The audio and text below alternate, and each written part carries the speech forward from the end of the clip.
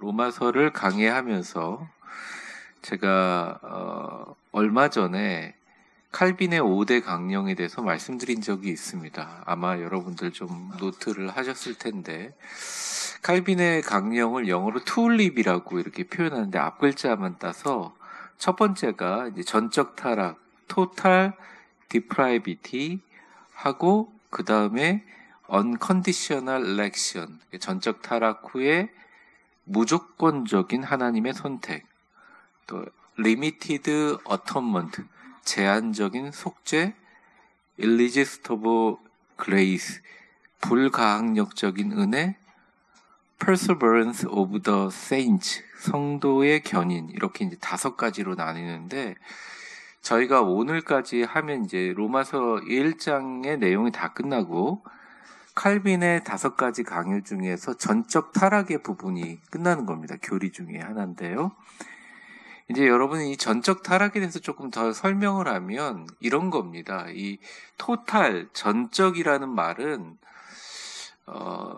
그냥 직설적으로 설명하면 이런 겁니다. 인간의 존재의 모든 측면들, 인간이 가지고 있는 정신, 의지, 감정, 신체는 죄에 의해서 영향을 받기가 쉽고 모든 부분이 죄에 오염되어 있기 때문에 인간 자신의 힘으로는 구원에 이를 수가 없다는 말씀입니다. 그러니까 하나님의 은혜가 없이는 하나님을 선택할 수도 없고 선을 행할 수도 없다는 거예요. 제가 이런 말씀 드리면 이제 우리 성도님들이나 특히 불신자들은 이렇게 저항하는 분들이 계십니다. 인간은 선한 거 아니에요? 얼마나 선하고 좋은 마음이 있는데요.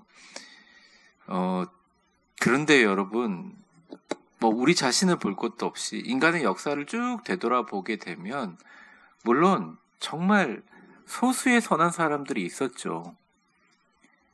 그런데 극단적인 상황에 내몰리면 사람들의 악함이 드러날 수밖에 없는 것이고, 또 하나님은 이미 오래전부터 인간의 이런 모습을 보고 인간을 창조하신 것 자체를 엄청 후회하셨어요.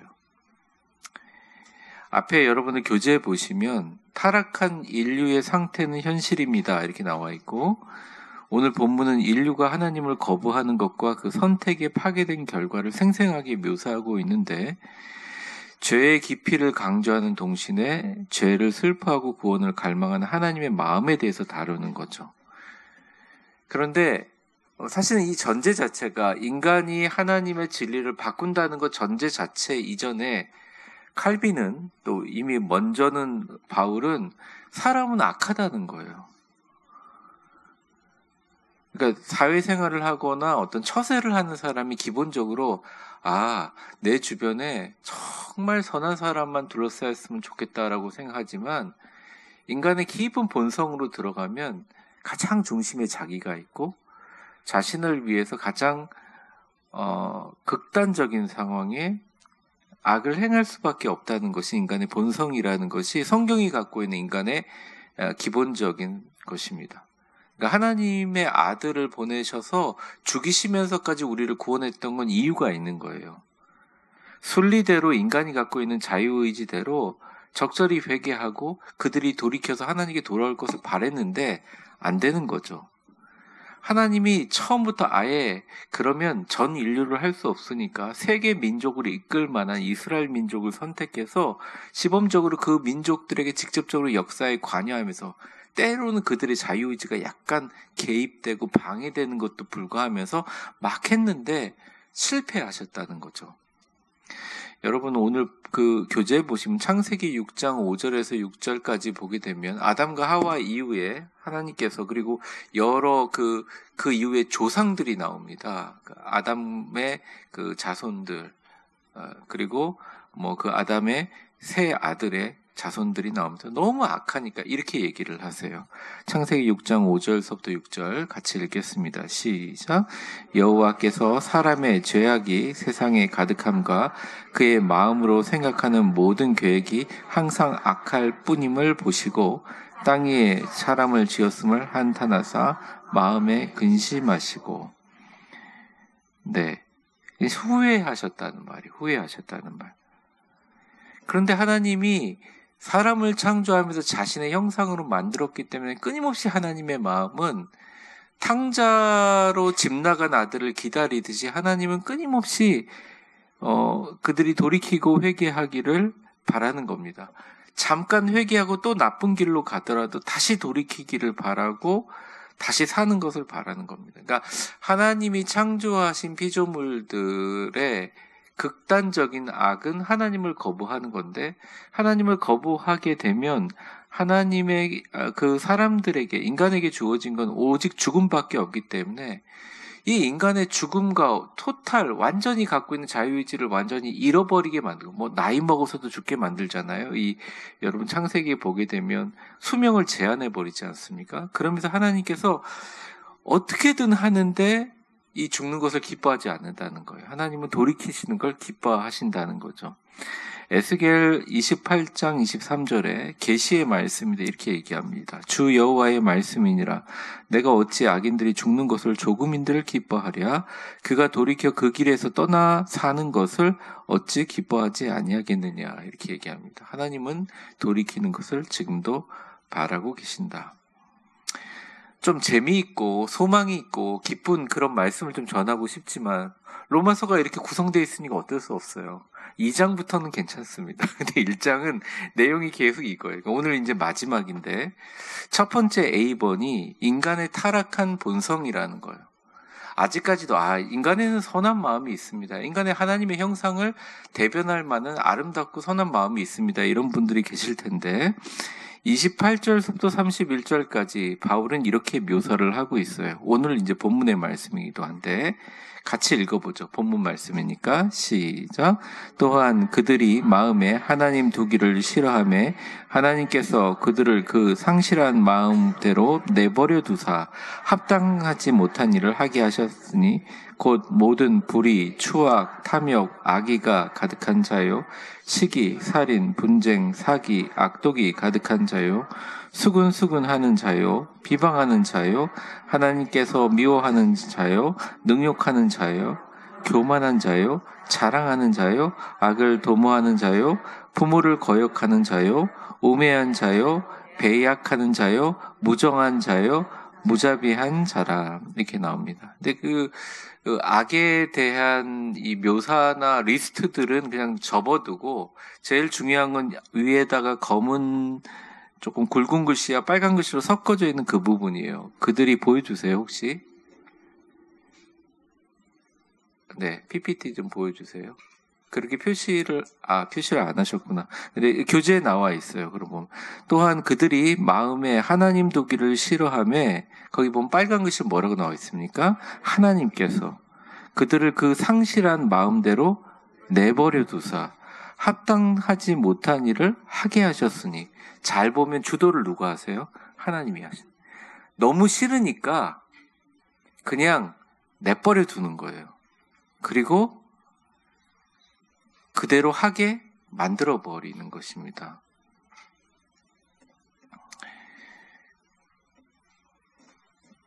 더 말씀드리기가 사실 그러네요. 여러 예가 있지만 그냥 그렇습니다. 하여튼 이스라엘 역사나 보면 인간의 역사에 보면 타락의 끝을 달리면 하나님이 회개할 기회를 몇 번 주시기도 하는데 이게 너무 심하잖아요. 그냥 무너뜨려져 버리게 만들어 버립니다. 여기 보면 그들이 마음에 하나님 두기를 싫어한다는 것은 의도적으로 하나님을 거부한 거거든요. 그래서 바울은 하나님을 버린 결과로 인간이 타락하게 된 것을 이야기하고 있어요. 거기 보면. 그러니까 하나님이 인간을 미리 포기해버린 게 아니라 하나님이 어떠한 이야기를 하더라도 마음에 하나님 두기를 거부합니다. 그들은 하나님 아는 지식을 두는 것이 유익하지 않다고 생각해서 거룩한 그의 진리를 고의적으로 거부합니다. 그 결정은 타락한 마음으로 이어지고 이는 수많은 죄의 목록으로 나타나게 돼요. 저는 사실은 이게 굉장히 편파적인 생각이라고 생각했어요. 칼빈이 가지고 있는 예정론의 핵심이기도 합니다. 어쩔 수 없다 인간은. 그런데 이게 받아들여지지 않은 거예요. 신학교 시절도 그렇고 교회에 있을 때도 그랬고. 그런데 제가 어떤 깨달음 같은 것들이 있었는데, 사람이 어느 정도 적당히 죄를 짓거나 거부를 하면 양심이라는 게 있고 마음에 찔림이 있어서 그것을 고치려고 노력을 합니다. 아주 무의식적으로. 최소한 미안한 마음이라든지 부끄러운 마음을 가져요. 그런데 이걸 계속 했는데 아무 일도 일어나지 않아요. 돈도 더 잘 벌리고 사람들은 다 몰라요. 그러니까 이게 이제 우리 가운데 있는 교인들뿐만 아니라 이 전 세계 정치, 사회 모두 다 그렇습니다. 자기가 거듭해서 죄를 짓고 멀쩡한 교인인데 하나님 전혀 없는 것처럼 막 해도 오히려 그 사람이 무슨 지랑하다가 넘어지거나 벌을 받는 것이 아니라 그냥 아무 일도 일어나지 않아요. 그러니까 하나님을 두려워하는 사람도 점점 이게 대담해지면서 나중에는 죄책감을 풀기 위해서 더 죄를 지으면서 그것을 해소해버리는 것을 엄청 많이 봐요.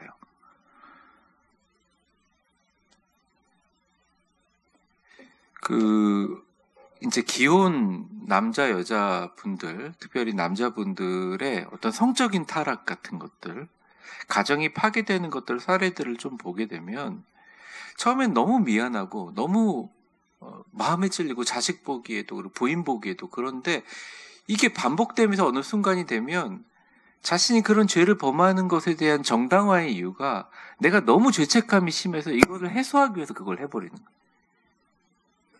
전쟁도 보면요. 전쟁도 굉장히 좋은 의도로 시작을 한다고 얘기를 해요. 자기 영토를 찾아야죠. 물러서면 우리 백성들이 죽는데 근데 하다 보면 전쟁을 하다 보면 피치 못할 되게 안타까운 일들이 생기고 정말 인간으로서 해서는 안 될 끔찍한 일들이 많이 일어납니다. 요즘에 제가 이제 시간이 날 때마다 사마천이 쓴 사기를 읽는데요. 전 사기가 별로 내용이 적은 줄 알았어요. 제가 읽은 책 중에서 정말 제일 내용이 길고 거의 7섹션으로 읽는데 제가 3권 섹션까지 읽었는데 처음에는 참 좋게 시작하다가 제가 중국의 초기서부터 수많은 왕들과 그 일어난 일들, 역사들을 보면서 너무너무 추악하고 너무너무 악하고 어떻게 사람이 이럴 수 있을까. 그리고 그게 충과 의로 막 이렇게 도배되는 걸 보면서 수많은 사람들이 그 인간의 역사에 대해서 변명도 하고 뭐 얘기도 하고 상황이 어쩔 수밖에 없어서 이렇다 이렇게 얘기하지만 아니라는 것입니다. 죽음의 수용소라는 책이 있습니다. 한 정신과 의사가 아우슈비츠 감옥에 들어가서 겪는 일인데요. 그 사람 나중에 거기 나와가지고 살아서 나와서 이제 굉장히 로고 테라피라는 테라피를 만든 엄청난 사람이죠. 이 세상에 태어나서 읽어야 될 10권의 책 중에 하나에 속한 책입니다. 근데 그 사람이 그 수용소에서 딱 들어가자마자 일주일 만에 그 독일군에 의해서 아내와 자녀들 다 죽음을 당했어요. 비누가 되거나 뭐 가스실에 다 들어갔죠. 그런데도 이 사람이 끝까지 자기 인간의 어떤 존엄을 지키기 위해서 사람들을 도와주고 거기 있는 사람들을 챙기고 그랬는 거예요. 근데 어느 순간 한 달도 안 됐는데 너무너무 추운 겨울에 옆에 동료가 발가락이 동상이 걸린 거예요. 근데 이 발가락이 썩어 들어가잖아요. 그럼 어떻게 됩니까? 일하지 못하게 되면 필요가 없으니 어떻게 해요? 가스실에 가는 거 아니에요. 그 사람이 와서 막 울면서 내가 왜 이렇게 됐는지 상황들을 막 토로합니다. 근데 그 사람이 거기 책에 솔직히 적어요. 한 달이 지나니까 그 사람이 뭐라고 생각하든 그 진짜 정신분석학자고 나는 하나님을 섬기는 가장 어떤 선한 사람이라고 생각하고 지금도 가장 성인처럼 된 그 사람이 그렇게 얘기해요. 별 그냥 신경이 안 쓰이더라는 거예요. 자기 자신이. 그리고 그 안에 이제 어떤 간첩처럼 분대장처럼 세워놔서 서로 감시하게 하는 사람을 처음엔 증오하다 나중에 그 사람에게 아부하게 되더라는 거예요. 이게 사람의 본성이 대단한 것 같지만 이렇게 하나님 보시기에 되어져 있다는 거죠. 이게 죄의 목록으로 드러난다는 것입니다. 그래서 저는 교인인데 그냥 교인들이 어떤 세상의 악에 대해서 나서지 말고 그냥 교회에서 열심히 기도하고 말씀에 대해서 충실하면 되지 뭐 그렇게 자꾸 그런 것들을 참여하려고 하느냐라고 하는 말을 절반 정도는 제가 예전엔 그 말을 참 많이 받아들였어요. 저는 교회에서 그런 얘기를 하는. 근데 제가 로마서를 공부하면서 어떤 생각이냐면, 근데 절반 정도는 어느 정도 그 말이 맞다라는 생각이 드는 거예요. 우리 문한식 장로님 또 윤명득 장로님 같이 장로 임직 전에 같이 교육하면서 좀 어려운 책을 읽었는데 그 책 중에 하나가 순전한 기독교라는 C.S. 루이스 책이에요.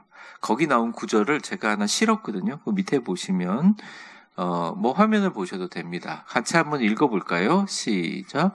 선을 행하지 않을 때 그것은 단순히 아무것도 하지 않는 것이 아닙니다. 당신은 적극적으로 매우 다른 무언가가 되어가고 있습니다. 그러니까 여러분, 교회에 어떤 일이 일어나거나 국가에 어떤 일이 일어나거나 여러분의 삶에 어떤 일이 일어났을 때 대부분 착하고 충실한 기독교인들은 아무것도 하지 않습니다. 기도합니다. 참고 인내합니다. 그런데 여기서 이야기하잖아요. 그것은 아무것도 하지 않는 것이 아니라 악을 방관하면서 우리는 뭔가 다른 존재가 되어가고 있다는 거예요. 하나님 보시기에 선을 행하는 사람이 되기 위해서는 어떻게 해야 됩니까? 적극적으로 우리는 선을 행하는 습관들을 들여야 된다는 거예요. 내가 이 위대한 교회에서 내가 생각하는 가장 좋은 선한 행동은 무엇일까 생각하고 실천에 버릇해야 이 험하고 악한 세상에서 빛이 될 수 있다는 거예요. 똑같이 다른 사람들로 하여금 하는 것에 수동적인 반응을 보여서는 아무런 변화가 일어나지 않는다는 것입니다. 그런 적극적인 선을 행하는 사람들이 예수 그리스도의 정신을 받은 사람이다라는 겁니다. 그 밑에 칸에 제가 뭔가 글을 적었는데 한번 읽어보죠. 탐욕, 시기, 시작. 탐욕, 시기, 살인, 분쟁, 사기, 악의 등은 개인적이면서도 공동체적인 죄입니다. 그들은 하나님을 거부하는 것이 어떻게 내부적 부패뿐만 아니라 사회적 부패로 이어지는지를 보여줍니다. 바울이 묘사한 것과 오늘날 21세기 죄의 정상화, 진리의 침식, 이기심의 미화로 연결되어 있습니다. 이 앞에 다른 불의와 추악과 탐욕과 악의가 가득한 저 쭉 리스트들이 사실은 내부적 부패, 인간 내부의 부패뿐만 아니라 사회적 부패로도 이어지고 있고 개인적이고 공동체적인 죄라는 것입니다. 그러니까 예수님을 제대로 믿지 않고 하나님을 두려워하지 않는 사회의 모든 어두운 면들은 이것들이 다 연관되어 있는, 분명히 죄를 지었는데 정상적인 걸로 얘기를 해버리는 거예요. 제가 어디 신문이 저한테 좀 구독하라고, 제가 총대에 자꾸 나가니까 구독하라고 뭐가 나왔어요. 그래서 그 신문의 대부분의 내용이 괜찮아가지고 구독을 할까 생각해서 이제 다음 주 당에 우리 그래도 복음 전하는 신문이니까 우리 장로님들하고 좀 얘기해서 뭐 한 달에 5만 원 정도니까 1년에 5만 원 정도니까 구독하자 이렇게 생각하고 쭉 읽었는데 기사 제목이 뭐냐면 이런 거였어요. 동성애에 대해서 안 된다고 설교하는 목사님이 구속되는 그날까지예요. 그러니까 이분의 글의 논지는 그거예요. 왜 동성애자들을 이렇게 처벌하고 차별하는 것 자체가, 그건 저도 동의하지만 인간을 차별하고 너무 나쁘게 하는 것이니 미국처럼 그렇게 구속되는 날까지 우리가 그런 것을 해야 된다는 논지에 그 기구가 실렸더라고요. 제가 그때 신문 그냥 우시통에 버려버렸어요. 아니 그 논지 모르는 사람이 어디 있어요. 저도 미국에서 공부했고 제가 이 한국에서 담임 목사로 올 때 그거에 해당되는 교회 담임으로 갈 뻔을 했었네. 그러니까 제가 너무 그걸 알기 때문에, 그럼에도 불구하고 이게 정상이 된다는 게 너무 웃긴 거예요. 여러분 뉴스에 보면 트럼프 대통령이 좀 정신이 반쯤 나간 사람처럼 엄청나게 기사들이 많습니다. 뭐 누구를 임명해서 교육부를 폐지하고 막. 근데 실제로 미국 사람들이 다 바보라고 생각하세요? 미국 사람들이 정말 또라이고 엄청나게 보수적이고 아무것도 그렇지 않아요. 나름대로 미국 사람들도 이제 염증을 느낀 거예요. 왜냐면 아이들 동화서부터 국정 교과서 자체가 다 달라져 버렸거든요. 그러니까 제가 말하는 뭐 남성, 여성 이런 걸 떠나서 교육 자체가 다 파괴돼 버렸어요. 그러니까 교육부 장관을 소위 말하는 레슬링 하는 레슬링 예전에 WWC인가 뭐 거기에 뭐 로렌 맥레너인가 그 창립자 부인을 세웠는데 진짜 독실한 기독교인이거든요. 이게 좀 이해가 안 되긴 하지만, 그러니까 그 사람이 만약 그걸 교육부를 잡게 되면 이제부터는 남자 여자 화장실이 구분이 되겠죠. 그리고 여자 선생님에게 여자 선생님이라고 부를 수 있게 되겠죠. 그리고 교과서에 있는 모든 내용들이 다 수정될 거 아닙니까? 연방법으로 만들어진 모든 것들을 다 제대로 돌려놓으려고 하는 거예요. 근데 뭐 나쁜 부분도 있겠지만 그런 부분들은 독실한 기독교 신자가 볼 때는 이게 정상으로 돌아오는 거야 이렇게 생각할 수도 있다는 것입니다. 그러니까 죄가 정상화되는 거예요. 그게 진짜 악한 거죠. 진리의 침식, 뭐가 옳은지 진리가 가리워지는 것, 이기심의 미화, 누구든지 밟고 이겨라. 그것이 선한 것이다. 이기는 것이 선한 것이다. 이런 것이 하나님이 가르쳐 주신 인간의 보시기에 참 좋았더라 선함과 완전히 어긋나는 건데, 이게 버젓이 이제는 대세로 자리 잡게 된다는 것입니다. 밑에 보시면 제가 어떤 비유를 썼냐면, 이게 깨끗한 강에도 상류가 오염되면 하류까지 이게 파급이 되거든요. 그래서 기본적으로 인간이 하나님을 받아들이기를 거부하는 순간 인간 문화의 강이, 하나님과의 관계의 강이 오염돼 버리는 겁니다. 하류까지. 창세기 3장에 아담과 하와가 하나님께 불순종하기로 결심함으로 세상의 부패가 유입된 것과 비슷한 거죠. 자, 지금까지 인간이 죄악이란 말만 계속했는데 저도 힘들거든요. 그러면 여기에 대한 하나님의 마음은 무엇이고 또 계획은 어떤 것인가? 우리 B번에서 한번 다뤄보려고 합니다. 인간의 반역 가운데 나타난 하나님의 마음이에요. 일단 하나님의 심정이에요. 부모님 심정이라고 생각합니다. 오늘 마지막 절인데 32절 같이 읽겠습니다. 시작. 그들이 이 같은 일을 행하는 자는 사형에 해당된다고 하나님께서 정하심을 알고도 자기들만 행할 뿐 아니라 또한 그런 일을 행하는 자들을 옳다 하느니라. 하나님이 인간을 죽이는 것을 즐겨하지 않으시잖아요. 그래서 참은 거예요. 계속 참는 거예요. 하다못해 이스라엘 온 역사가 무너질 때까지 참았어요. 분명히 그리고 선지자들이 뭐 이사야서부터 예레미야 계속 이러면 너희들이 죽는다, 망한다 얘기했는데 돌이키지를 않는 거예요. 계속. 그러고 나서 말라기서부터 760년이 흐릅니다. 그리고 어마어마한 일이 일어나요. 이스라엘 정부의 자치권을 잃어버립니다. 유대인들의 자치권을 로마의 속국이 돼버려요. 그 사이에. 그리고 로마의 속국이 돼버린 유대인들은 메시아를 기다립니다. 그런데 그 메시아의 핵심 사상은 뭐냐면 우리를 구원해 주실 그리스도 구원자라는 핵심 사상 그 이면에 메시아를 보내준다고 이야기했던 그 말의 근간에는 뭐가 있냐면 너무너무 너희들이 죄악이기 때문에 이 죄의 문제를 해결할 사람이 온다는 거예요. 하나님은 도저히 이 죄의 문제를 해결할 수가 없습니다. 고의적으로 하나님을 거부한 인간의 책임과 결과는 죽음이기 때문입니다. 그래서 예수님을 보내신 거예요. 다른 방법이 없으니까. 자신이 정한 법칙과 인간 세계를 창조한 자유의지를 주는 법칙과 자신의 형상으로 지어진 인간의 몸과 인간의 운명들을 바꿀 수 있는 유일한 방법은 자기가 다시 한 것들을 리세팅하는 것밖에 안 되는 거예요. TV가 잘 안 나와가지고요. 114에다 전화를 했더니 그 송수신을 다시 보내겠다고 그러는 거예요. 그럼 좀 달라집니까? 근데 하나 하셔야 될 게 있습니다. 그래서 뭘 합니까? 고객님 끄셨다가 바로 키지 말고 15분 정도 기다렸다 키시라 그러는 거예요. 왜냐하면 15분 정도 기다리면서 새로운 송수신이 오시면 완전히 꺼졌다가 다시 리셋돼 버린다는 거죠. 하나님은 자신이기도 하신 하나님 중에 하나인 삼위일체 중에 하나인 성자 하나님을 죽이시면서 인간을 향한 구원의 방법과 순리요 원칙, 자신이 만든 섭리를 완전히 리셋해버리신 거예요. 그게 바로 예수 그리스도. 그래서 이 성경이 존재하는 것과 기독교가 존재하고 우리가 믿는 모든 것들은 바로 예수님의 그 세팅됨, 예수님이 다시 바꿔놓은 전적인 하나님의 축복. 그래서 칼빈의 5대 강령의 두 번째가 무조건적인 선택이잖아요. 하나님, 우리랑 상의하지 않고. 그리고 예수를 믿는 사람만 제한적으로 속죄하고 그 불가항적인 은혜로 인하여 성도를 하나님의 나라로 견인하는 역사가 일어나게 되는 것입니다.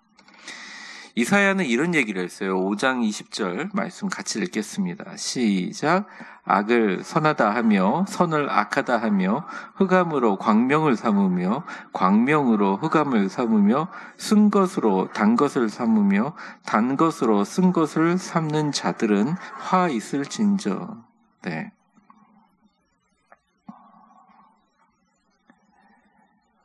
우리가 어떤 환경 때문에 그랬다. 아니에요.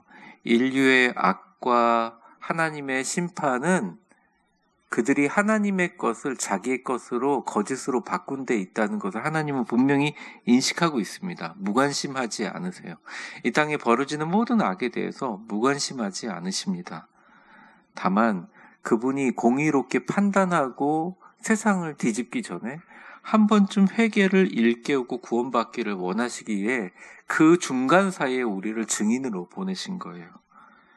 복음을 전하는 것은 단순히 교회를 믿고 예수님을 영접하고 위대한 교회로 인도하는 것 외에 인간이 갖고 있는 깊은 죄의 본성을 이해하게 만들고 인간의 죄악된 본성을 극복할 수 있는 예수님을 붙드는 생명력을 갖추는 것입니다.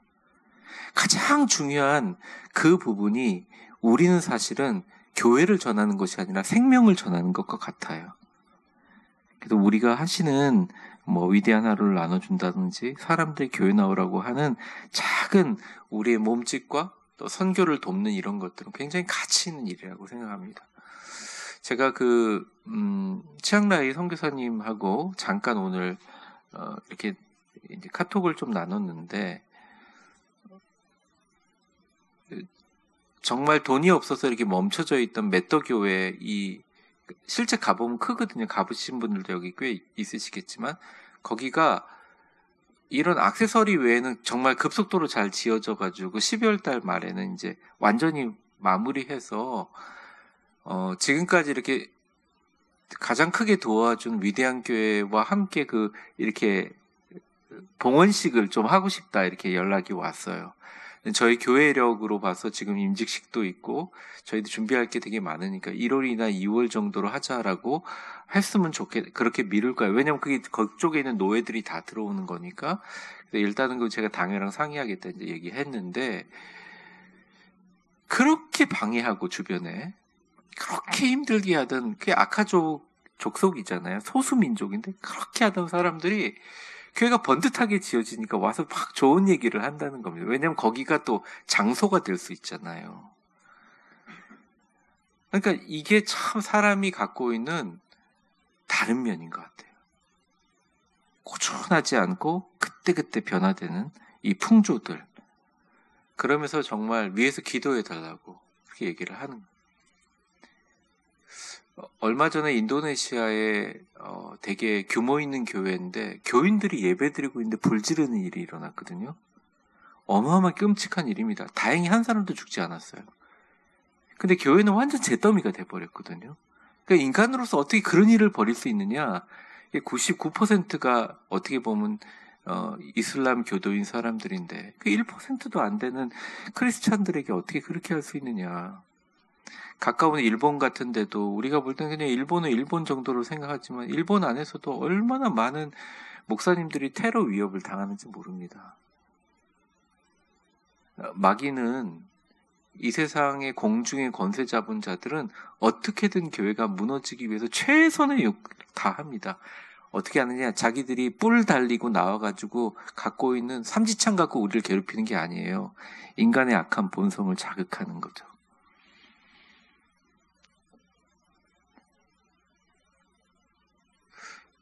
지금 사실은 뉴스에 나지 않지만 아직도 종족 간의 분쟁이 끊어지지 않는 나라들이 너무 많아요. 아프리카도 그렇고. 그러니까 그러한 너무 어렵고 공통스러운 전쟁 또 환경오염 같은 거, 환경오염도 얼마나 심각한지, 또 동성애들 이런 것들을 당연한 것, 그리고 반드시 지켜야 하는 것을 자기의 뜻대로 싹 바꾸고 돈과 자본주의와 그런 것들로 싹 치장하면서 이것은 옳은 것처럼 보여줍니다. 그런 사람들이 속기를 바라는 거죠. 그렇지 않다는 거예요. 그래서 에스겔 33장 11절에 하나님이 최후 통첩 같은 이런 말씀을 해요. 같이 읽어보겠습니다. 시작. 너는 그들에게 말하라. 주 여호와의 말씀이니라. 나의 삶을 두고 맹세하노니 나는 악인이 죽는 것을 기뻐하지 아니하고 악인이 그의 길에서 돌이켜 떠나 사는 것을 기뻐하노라. 이스라엘 족속아 돌이키고 돌이키라. 너희 악한 길에서 떠나라. 어찌 죽고자 하느냐 하셨다 하라. 네. 하나님의 방법입니다. 결론입니다. 이 하나님의 마음이 그리스도를 죽임으로 이 그리스도 안에서 가장 분명하게 드러나죠. 맨 밑에 성경 구절 같이 한번 읽어보겠습니다. 우리가 시작. 우리가 아직 죄인 되었을 때 그리스도께서 우리를 위하여 죽으심으로 하나님께서 우리에 대한 자기 사랑을 확증하셨느니라. 네, 하나님의 사랑이죠. 죄의 현실을 명확하게 입증해 주는 동시에 우리에게 하나님의 마음을 묵상하도록 권유하시는 하나님.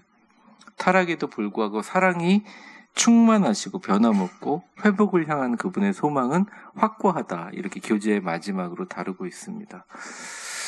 사랑하는 성도 여러분, 오늘 가지고 있는 말씀에서 두 가지 포인트는 좀 기억해야 될 것 같습니다. 첫 번째는 뭐냐면 선을 행하되 적극적으로 행하라는 거죠. 기독교인들이 수동적으로 될 수 있습니다. 그렇다고 막 정치에 참여해라, 뭐 지역 사회 뭐 거기에 뭐 그런 말이 아니라 내가 생각하는 악이라고 생각할 때 하나님이라면 예수님이라면 어떻게 했을까라고 생각하고 그 일에 대하여 하나님이 나에게 명령하신 가장 아름답고 복된 일을 행하라는 것입니다.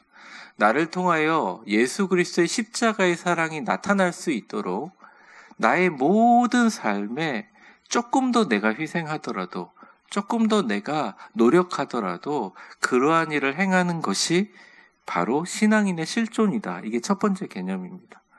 두 번째, 예수님을 믿는다는 것은 단순히 예수님이 그러하신 일을 당해서 부활하고 승천하셔서 내 곁에 있는 것을 믿는다는 종교적이고 신앙적인 고백뿐만 아니라 예수님을 믿는다는 것은 이 세상을 변화시키고 이 세상에 제대로 된 선함과 하나님의 섭리가 제대로 역사되고 하나님의 인간을 만드신 목적, 하나님의 선한 형상이 발현될 수 있도록 선한 영향력을 미치는 것이다.